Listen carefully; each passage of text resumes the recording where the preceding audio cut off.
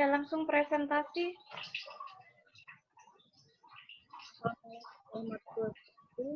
Saya dari perwakilan kelompok 2 akan menjelaskan tentang ekonomi manajerial tentang persaingan dalam perekonomian global.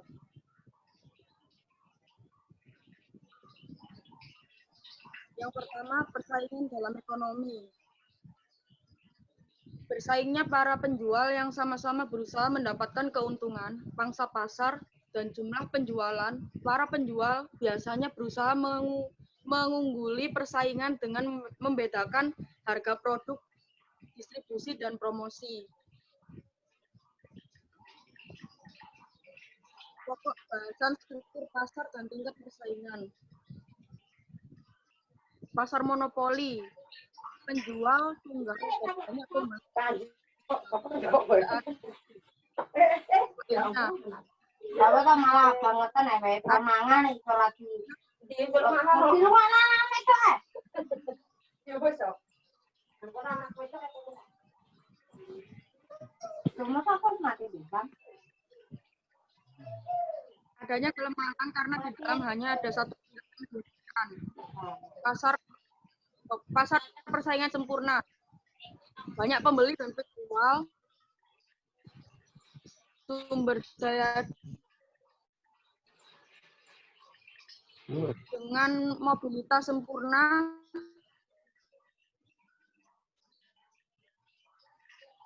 memiliki pemikiran para ekonomi oligopoli, sedikit penjual terdiferensiasi, memiliki hambatan dalam mobilitas sumber daya, contoh automobil, manufaktur, pasar persaingan monopolistik, banyak penjual dan banyak pembeli, promosi dan iklan selalu aktif, contoh fast food outlet.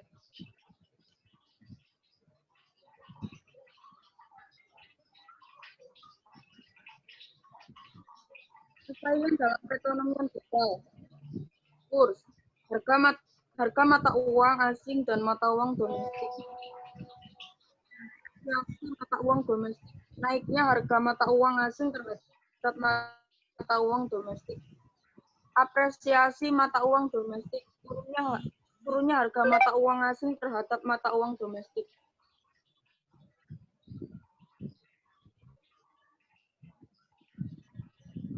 Persaingan global. Ini adalah gambaran kurva pada persaingan perekonomian global. SX itu sama dengan penawaran domestik. Persaingan di era globalisasi dan ekonomi digital. SX. Di era sekarang teknologi sudah semakin maju, inovasi tidak lagi terbatas pada sektor teknologi dan saat ini telah menjadi fenomena global yang mempengaruhi semua sektor kehidupan.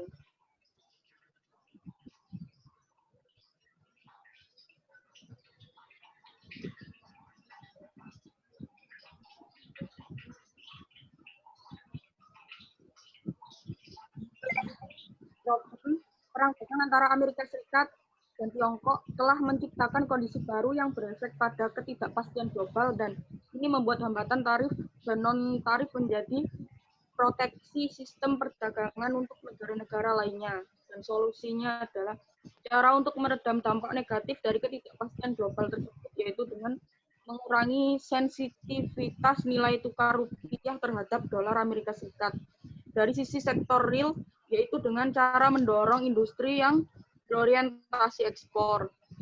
Pemerintah harus mendorong para pelaku industri untuk meningkatkan daya saing produknya sehingga bisa bersaing di pasar global dan nilai ekspor RI bisa meningkat tajam dan juga memperdalam pasar keuangan dalam negeri dan dengan cara meningkatkan inklusi keuangan di pasar modal.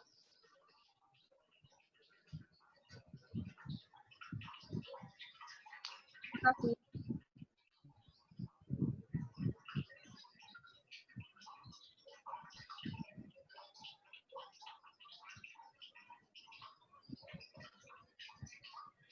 Kalau ada pertanyaan,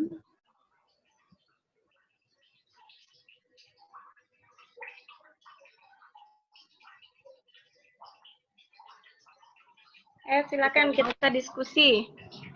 Ya, sambil Ibu absen ya, tolong videonya dinyalakan semua ya. Jadi kalau yang tidak tampil videonya saya anggap tidak hadir ya. Oke, sambil Ibu nyocokkan di absensi, silakan dinyalakan videonya.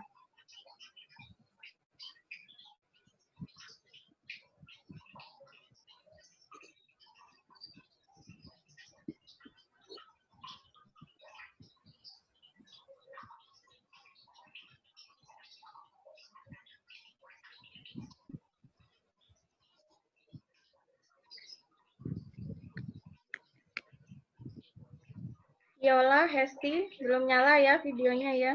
Hesti sudah? Viola, belum?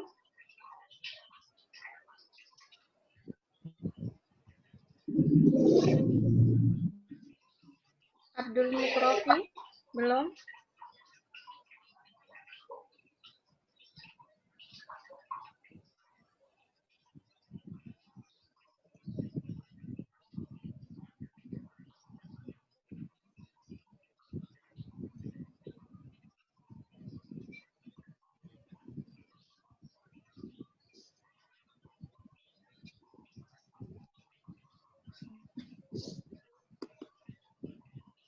Ya, saya tunggu videonya nyala dulu, baru kita mulai diskusi.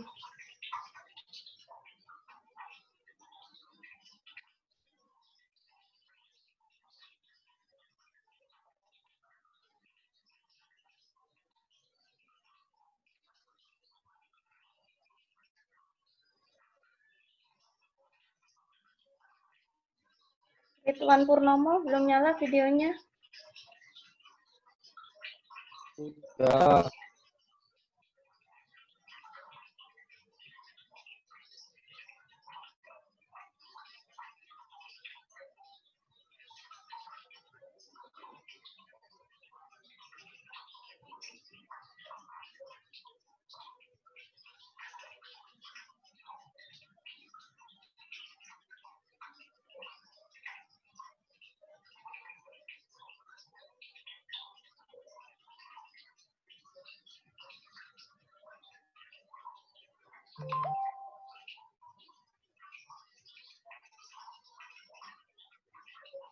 Oke, silakan dimulai diskusinya.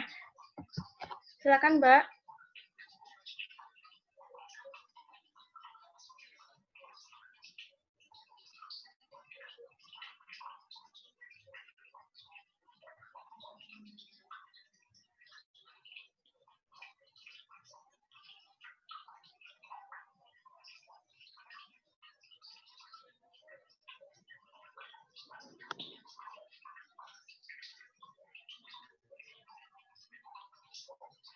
Halo?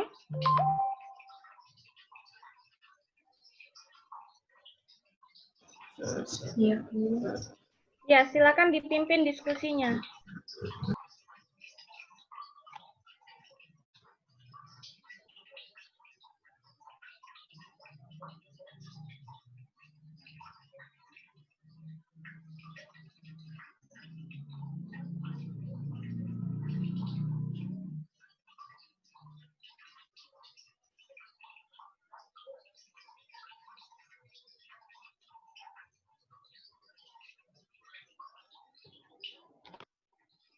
Kok diam semua? Berarti udah jelas ya?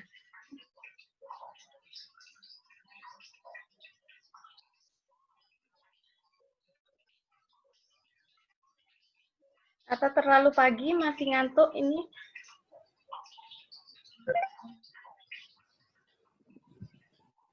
Ayo, siapa yang mau bertanya? Eka Agus, mungkin.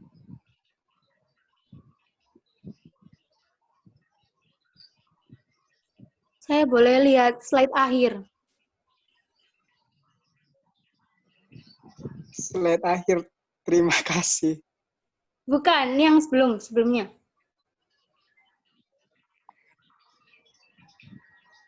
Di dalam solusi kan terdapat memperdalam pasar keuangan dan dalam negeri dengan cara meningkatkan inklusi keuangan di pasar modal. Bagaimana caranya meningkatkan inklusi keuangan di pasar modal ini?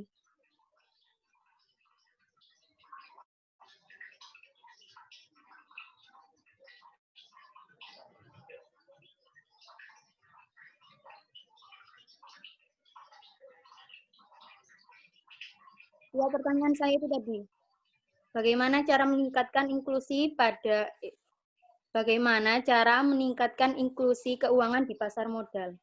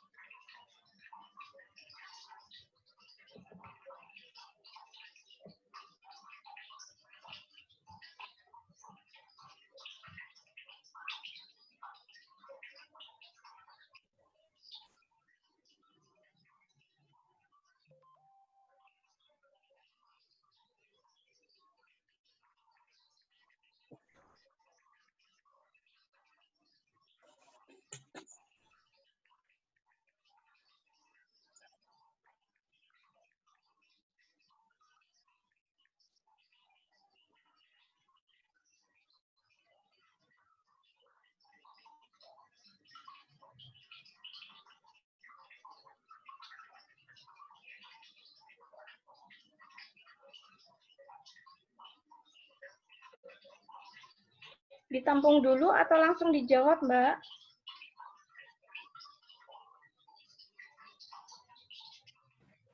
Ditampung dulu. Oh iya. Ya, baik. Berarti ada lagi yang mau bertanya.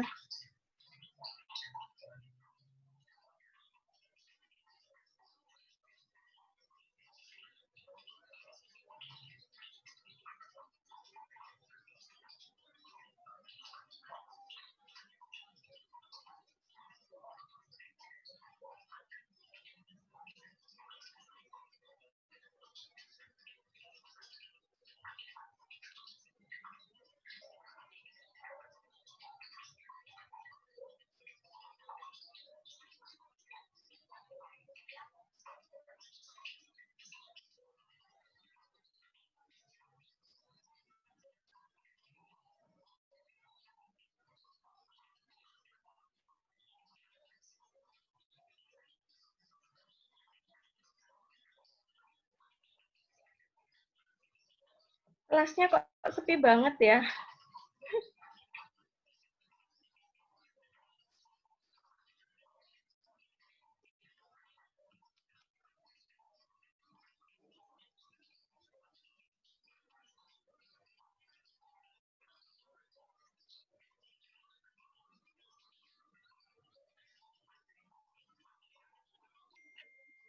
Assalamualaikum Bu, izin bertanya. Iya. Itu Bu, mengingat teknologi zaman sekarang kan sudah semakin maju. Dapat dikatakan juga dalam sektor bisnis kan mengalami perubahan yang signifikan gitu ya Bu. Ya. Yang saya tanyakan, apakah peranan teknologi tersebut mempengaruhi perkembangan arus produksi perusahaan? Sudah. Ya. Gimana pemateri? Dijawab atau ditampung lagi? Bisa diulang pertanyaannya tadi.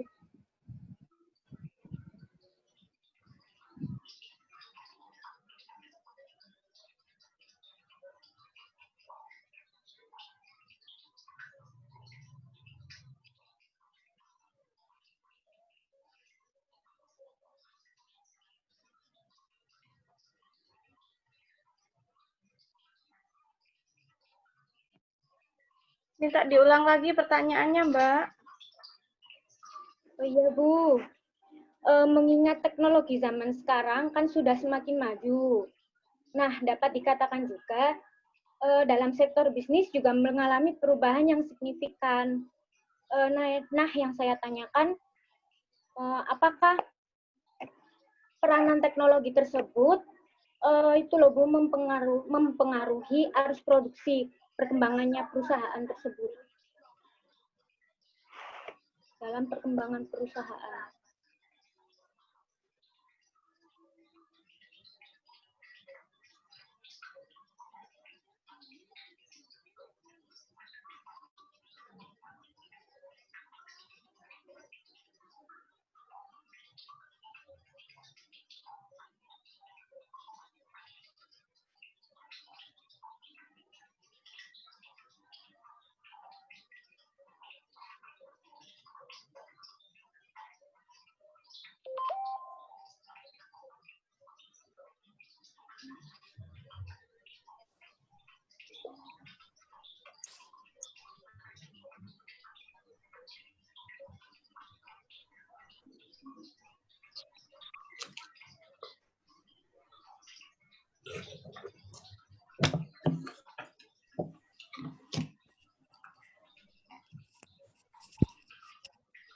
Permisi Bu, saya mau menjawab pertanyaannya Sinta.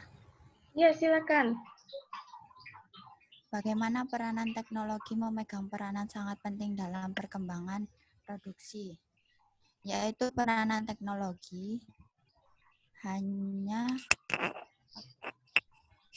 memang mutlak dalam perusahaan sebagai alat bantu dalam upaya memenangkan persaingan dan meningkatkan produktivitas, dapat mengubah proses manual menjadi otomatis. Waktu yang diperlukan untuk mengerjakan pekerjaan lebih efisien, menghemat biaya, menghemat waktu dan biaya untuk promosi dan pemasarannya.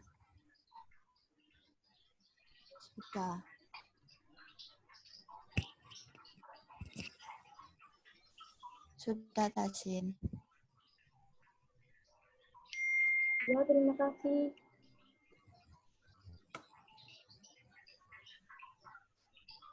Sudah puas? Sudah puas jawabannya? Sudah paham. Oh, sudah paham. Bagaimana pahamnya tadi? Coba Ibu dikasih tahu.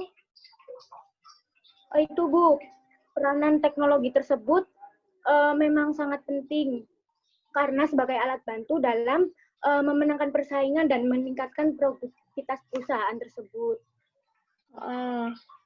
Terus? Tapi itu Bu, di samping itu waktu yang diperlukan itu juga menjadi lebih efisien dan menghemat biaya untuk promosi dan pemasarannya. Udah. Kalau misalnya perusahaan itu, Ibu tanya ya, kalau misalnya perusahaan itu skalanya kecil, ternyata adanya perubahan teknologi, dia butuh mesin yang bisa untuk embroidery yang lebih cepat, lebih halus, misalnya ini di pabrik sepatu ya. Terus mesin embroidery-nya itu sangat mahal, tidak bisa terbeli oleh perusahaan. Yakinkah perubahan teknologi ini akan mempengaruhi tingkat produktivitas? Tadi kan perubahan teknologi dapat meningkatkan produktivitas. Yakinkah jika harus membeli teknologi ini, ya, produktivitas akan bertambah? Menurut Anda bagaimana?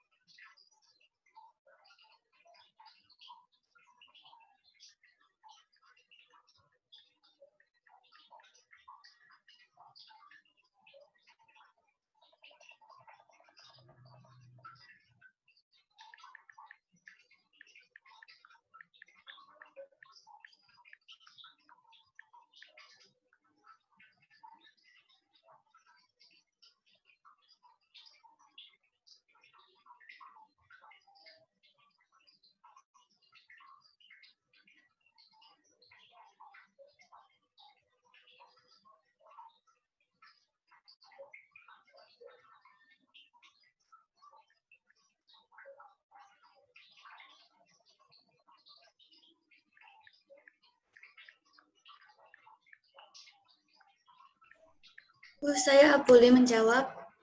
Boleh, silakan. Kalau menurut saya ya Bu, perusahaan yang mungkin memiliki skala yang kecil dalam membeli mesin seperti pabrik sepatu tersebut, mungkin perusahaan tersebut akan mengeluarkan biaya yang sangat mahal untuk membeli mesin tersebut. Namun menurut saya sebenarnya mungkin produksi tersebut dapat meningkat karena apabila perusahaan tersebut membeli mesin tadi, maka produksi yang akan dibuat juga akan lebih banyak dan juga akan memengaruhi arus produksi perusahaan tersebut. Karena adanya teknologi atau mesin yang sudah dibeli perusahaan tersebut, maka hasil yang akan didapat oleh perusahaan tersebut juga akan banyak. Karena dengan mesin tersebut, perusahaan akan mendapatkan produksi yang lebih cepat atau membuat produknya lebih cepat dan juga lebih banyak. Dan juga menghemat waktu yang dibutuhkan perusahaan yang berskala kecil tersebut untuk dapat membuat produksi yang sangat banyak. Sekian Bu, seperti itu menurut saya. Iya, barusan saya dikeluarkan tadi, jadi saya nggak tahu ini jawabnya apa. Coba diulangi Mbak secara singkat. Ya Bu, mungkin kan tadi perusahaannya kan berskala kecil dan mesinnya tadi kan mungkin mahal, tapi kalau menurut saya mesin yang dibeli tadi kan memang mahal dan cukup memakan uang yang banyak. Tetapi dengan adanya mesin tersebut, perusahaan akan mendapatkan produksi sepatu yang lebih banyak dan juga cepat. Karena dengan adanya mesin ini kan berarti tidak terlalu membuat mungkin para pegawainya kesusahan untuk membuat sepatu secara manual. Jadi dengan adanya mesin ini, maka perusahaan juga akan lebih cepat membuat produk sepatu yang akan dipasarkan. Dengan begitu, perusahaan juga akan mendapatkan timbal balik dari hasil produksi yang dikeluarkan atau dijual di pasaran. Sekian. Oke. Ya, bagus jawabannya. Cuma nanti kalau ke depannya, ini kan masih semester berapa ini? Semester 3 ya? Ya. Ya, Bu. Kalau menjawab pertanyaan, itu jangan sampai ada kata mungkin. Nanti kalau Anda sudah jadi kebiasaan, mungkin begini Bu, mungkin begitu Bu. Waktu ujian proposal atau skripsi, ya, jika ada yang berkata mungkin, Ibu tidak akan percaya. Artinya begini, kalau Anda saja sebagai peneliti, Anda tidak yakin akan jawaban Anda, bagaimana Anda bisa meyakinkan orang lain yang mendengar. Itu sudah jadi kebiasaan.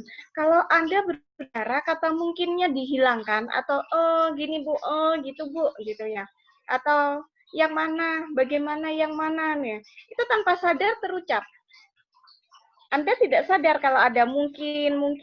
Tapi kalau yang mendengarkan akan merasa, loh, kenapa ini ada kata mungkin? Padahal Anda seharusnya dapat A. Tetapi ketika ada kata mungkin, orang menganggap Anda tidak percaya dengan hasil penelitian, bisa jadi dapat B. Eman kan, ya? Mulai sekarang belajar. Ketika berbicara ada kata mungkin di depannya, itu dihilangi, ya. Mungkin begini Bu jawabannya. Loh, kan itu jawaban Anda. Tidak usah ragu, salah benar tidak masalah. Nah, tugasnya dosen adalah memberikan informasi apa yang dia tahu.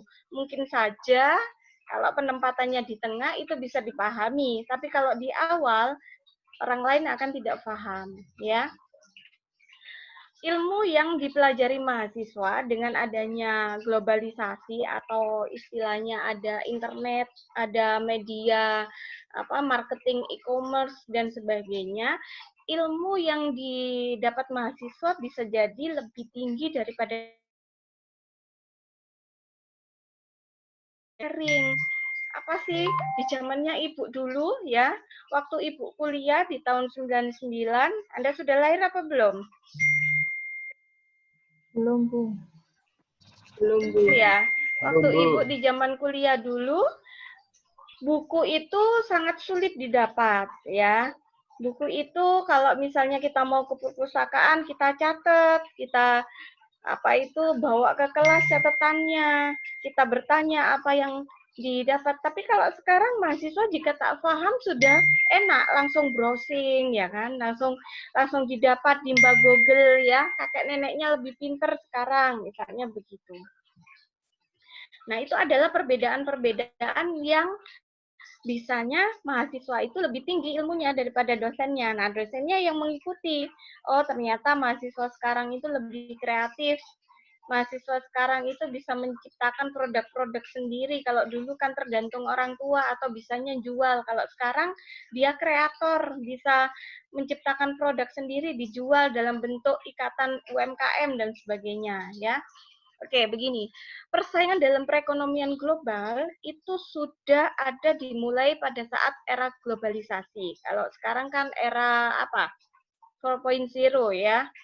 Era globalisasi itu di mana adanya ketidakterikatan antar negara. Perusahaan satu dengan perusahaan yang lain sudah bebas memasuki negara. Tetapi di dalam era globalisasi, sesungguhnya komunitas negara, misalnya ASEAN ataupun GTA ya, ataupun dari ikatan Eropa dan sebagainya, Amerika sendiri itu sudah ada organisasi yang menaungi. Jadi meskipun globalisasi, mereka tetap patuh pada aturan-aturan yang ditetapkan oleh organisasi. Misalnya begini, di era globalisasi, perusahaan yang satu berhak untuk mengimport bahan dari perusahaan yang lain, ya. Dengan adanya batasan kawasan kepatuhan produk yang akan diimport atau produk yang akan diekspor, otomatis perusahaan-perusahaan akan melakukan sistem audit produk.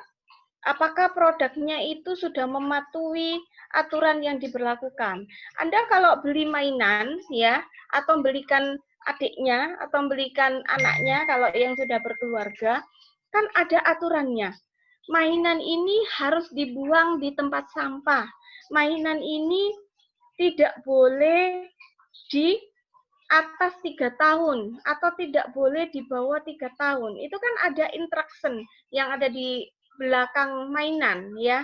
Otomatis itu adalah aturan-aturan yang harus dipatuhi jika produk itu masuk ke kawasan perusahaan lain. Oke, kita berbicara sekarang di perusahaan. Di perusahaan itu ada supply chain, rantai pasokan ya, ada sustainability chain berdasarkan value chain.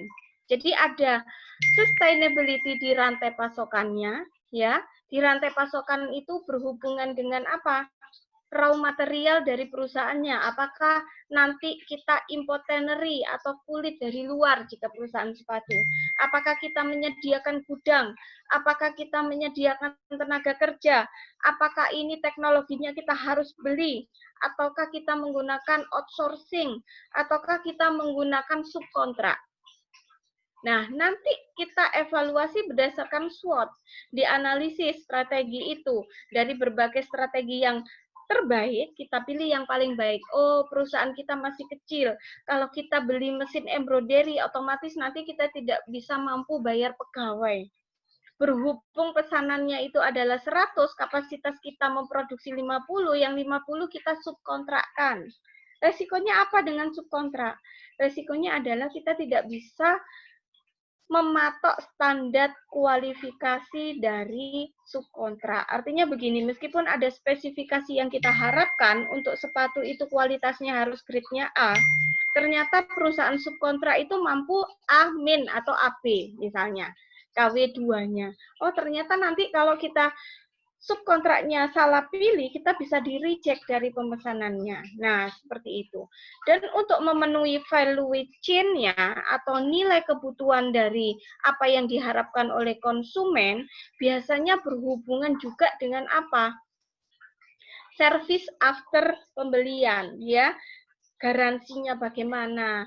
Jika tidak cocok, apakah bisa di-return atau dikembalikan? Dan ini semua memang berhubungan dengan sumber daya manusia atau teknologi yang diharapkan. Jadi tadi ketika ditanya, Bu, apakah ini berhubungan dengan teknologi? Iya, berhubungan dengan teknologi. Nah, itu jawabannya. Sekarang kalau kita berbicara tentang inklusi keuangan, ya, lembaga keuangan itu dibagi menjadi 2, lembaga keuangan bank dan lembaga keuangan lainnya atau bukan bank. Lembaga keuangan bank sendiri dibagi menjadi 2, bank umum dan bank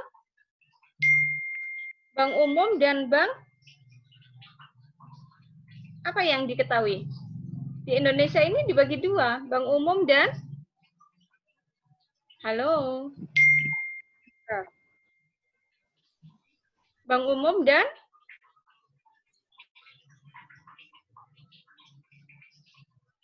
halo.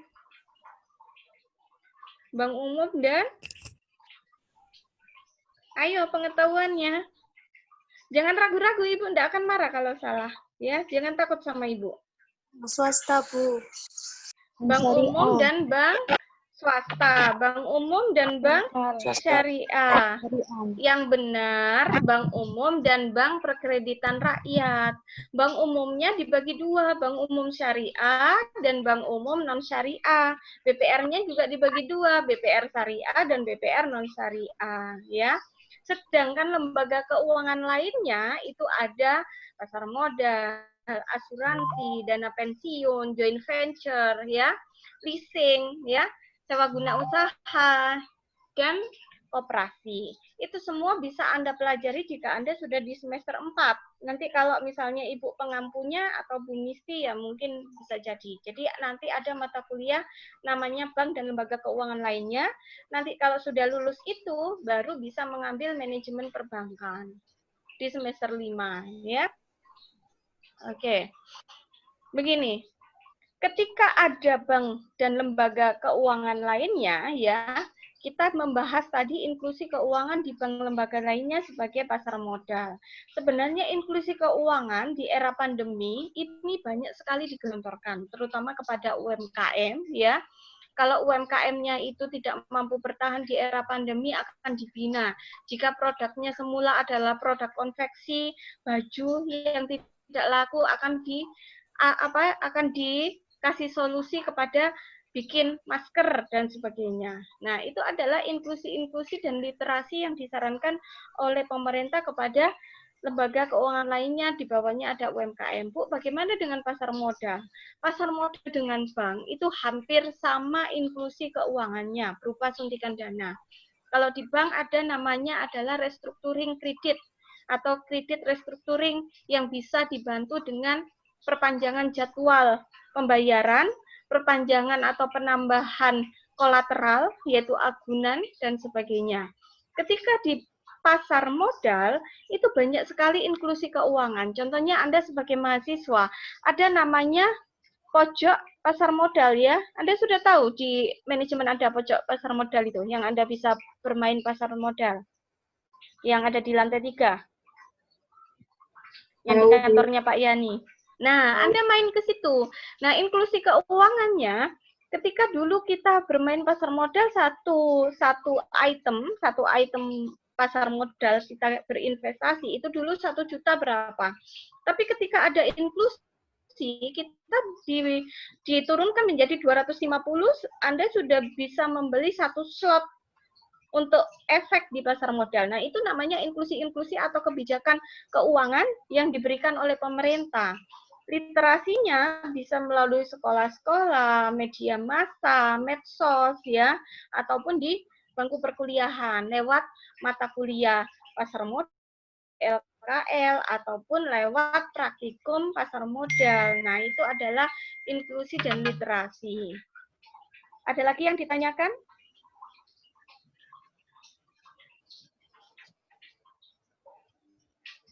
Ada lagi yang ditanyakan mengenai pasar modal? Bu, sebenarnya alat analisisnya apa sih? Alat analisisnya itu banyak sekali, ya. Di pasar modal ataupun di apapun, kita jika ada kasus, ya, alat analisisnya apa ini? Kok ada tulisannya tarik sis di PPT ini? Anda pakai aplikasi itu ya? Apa?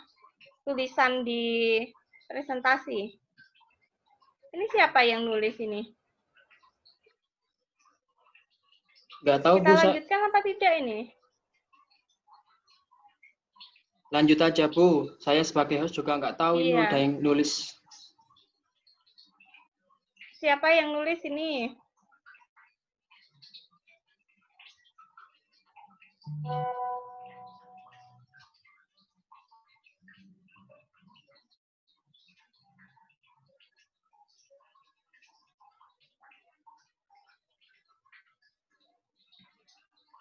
Kalau gitu kita cukupkan aja ya perkuliahan hari ini ya. Saya rasa 2 pertanyaan sudah Ibu jawab ya. Kalau gitu Ibu akhiri. Assalamualaikum warahmatullahi wabarakatuh. Waalaikumsalam warahmatullahi wabarakatuh. Waalaikumsalam warahmatullahi wabarakatuh. Waalaikumsalam warahmatullahi wabarakatuh.